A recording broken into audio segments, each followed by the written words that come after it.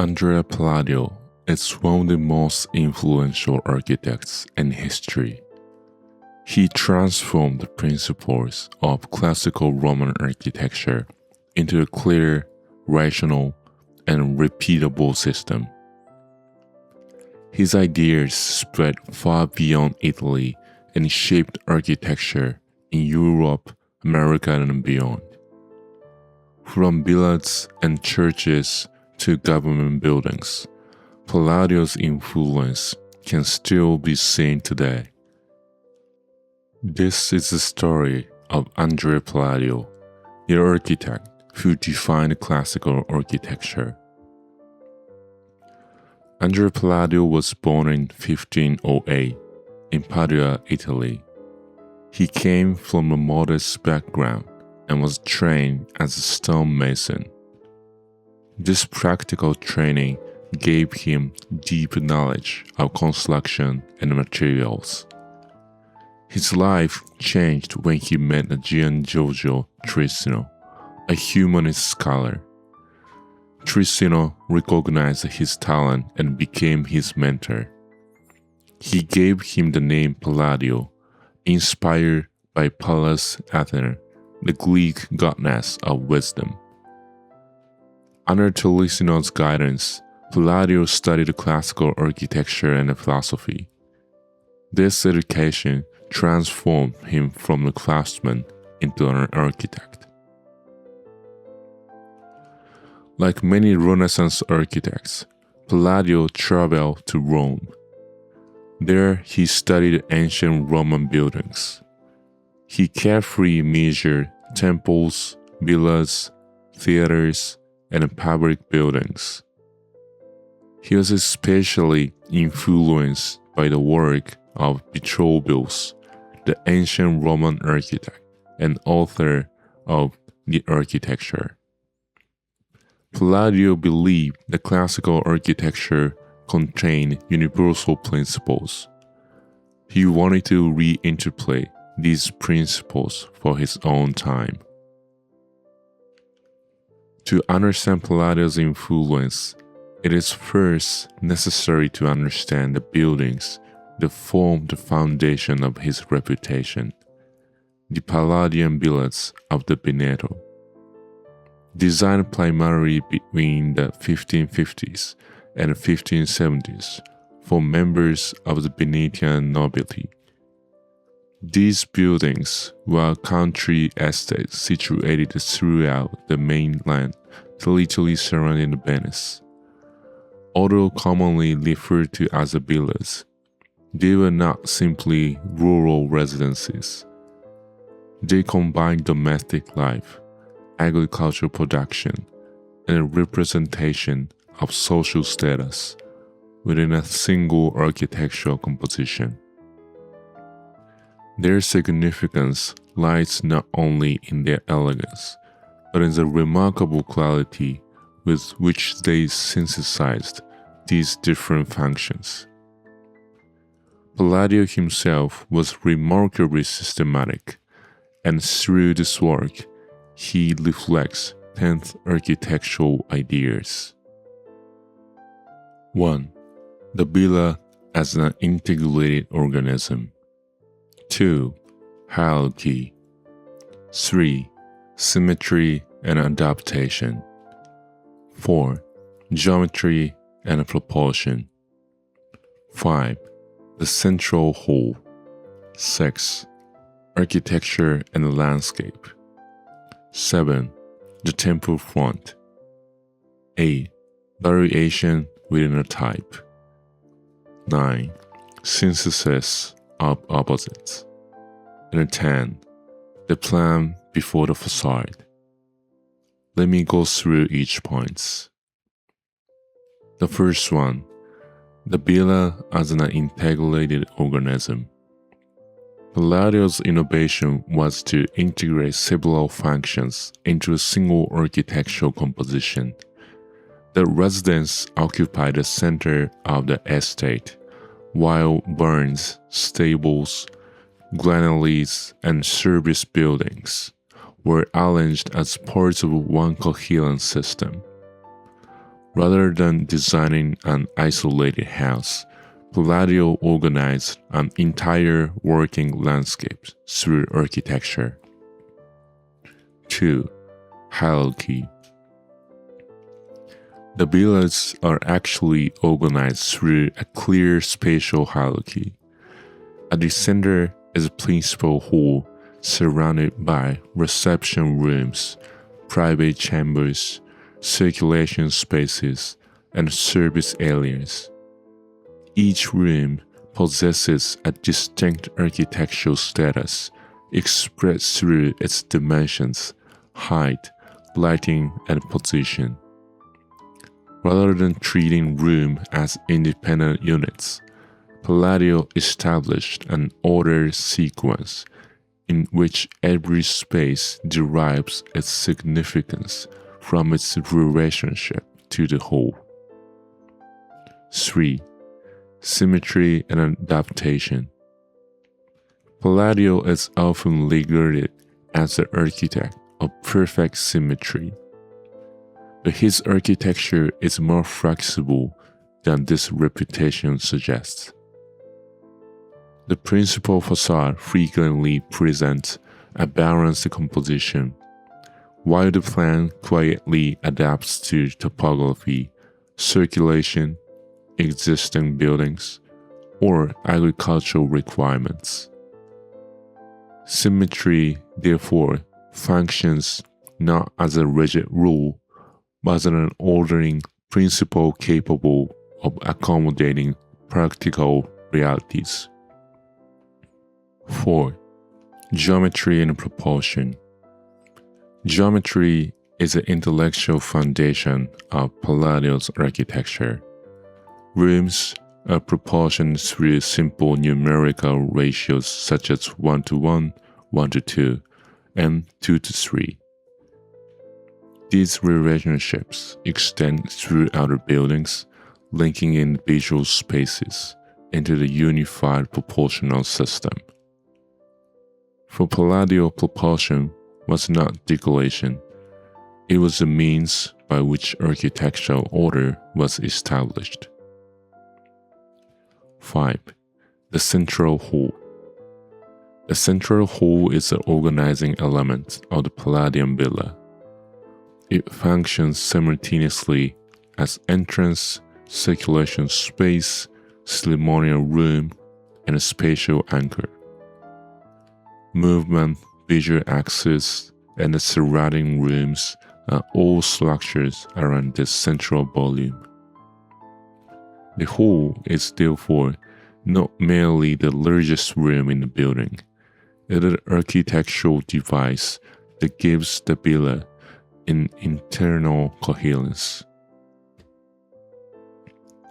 6. Architecture and landscape. Unlike the urban place, the Palladian villa is inseparable from its landscape. Porticos, loggias, terraces, and elevated podiums establish visual and physical connections with fields, roads, rivers, and cultivated land.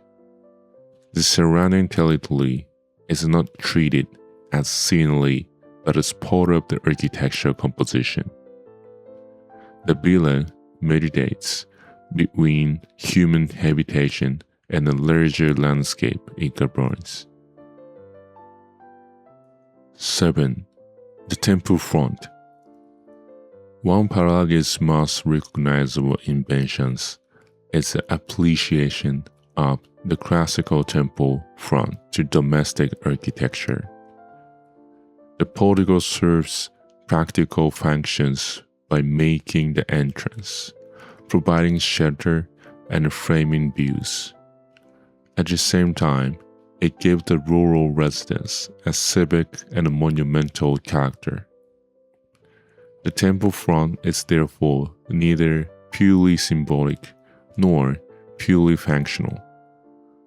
It unites representation with everyday use. 8. Variation within a type. Although each villa responds to a particular site and client, They are all generated from a relatively small set of architectural elements: central halls, proportional room sequences, particles, service wings, and symmetrical compositions recur throughout Palladio's work in different combinations. His villas are therefore variations on a common architecture type rather than isolated inventions. 9. A synthesis of opposites. Perhaps the most remarkable quality of the Veneto villas is their ability to reconcile opposing conditions. They are monumentary yet domestic, mathematically ordered yet adaptable, idealized in composition yet practical in use. Formal representation and agricultural production are integrated rather than separated.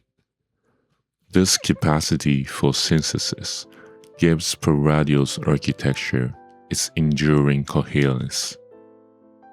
And 10. The plan before the facade.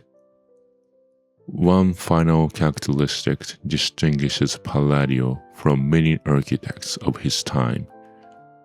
His buildings are best understood through their plans rather than their facades. The elevations possess great composure, but they are consequences of a deeper organizational logic established through geometry, propulsion, circulation, and spatial hierarchy. The plan generates the architecture. The facade expresses it. This is one reason why the 4 books of architecture has remained influential for more than 4 centuries. Palladio published not only finished these buildings, but the principles behind them. His drawings allowed later architects to study architecture as a system of organization rather than a collection of visual forms.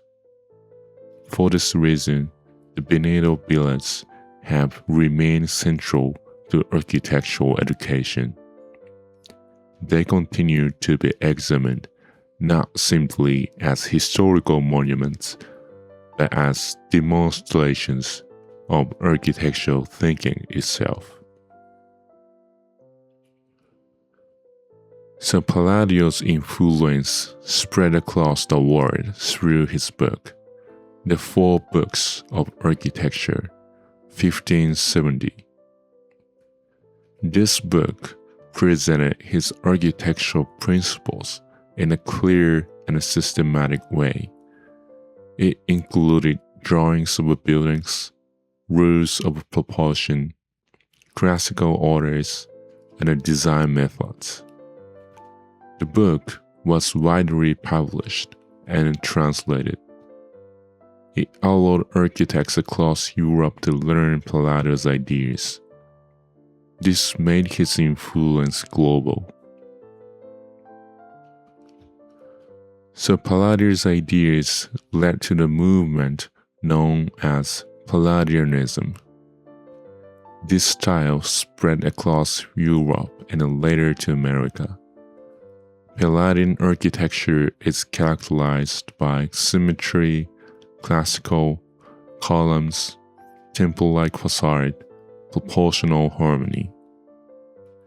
It became especially influential in England and the United States. Architects such as Inigo Jones, Thomas Jefferson were inspired by Palladio. Moreover, after modernism, several architects are inspired Palladio's buildings, like John Haddock, Michael Graves, and Peter Eisenman, and more. Palladio's influence shaped Western architecture for centuries. Palladio believed architecture should follow universal principles. His work is based on mathematical proportion and symmetry. He believed beauty comes from order and balance. Architecture should reflect reason and logic. At the same time, his buildings respond to human needs and the landscape. His villas combine function and beauty. This balance is one of his greatest achievements. So Palladio remains highly relevant today. His principles of proportion and equality are still taught in architectural schools. Even in modern architecture, the idea of clear geometry and proportion comes from Palladio. His work also influences urban design and housing. Palladio reminds us that architecture can be both rational and beautiful. Palladio is one of the most influential architects in history. He defined classical architecture for centuries. Through his buildings and writings, he created a universal architectural language. His ideas spread across Europe and America. He influenced architecture from the Renaissance to modern times. Palladio showed that architecture can be systematic, rational, and timeless. His legacy continues to shape the built environment today. Thank you for watching. I hope this video helps you better understand the foundation of architectural thinking. We are still climbing the ladder of knowledge in architecture, art, and design. If you enjoyed this video, don't forget to like, subscribe, and comment below.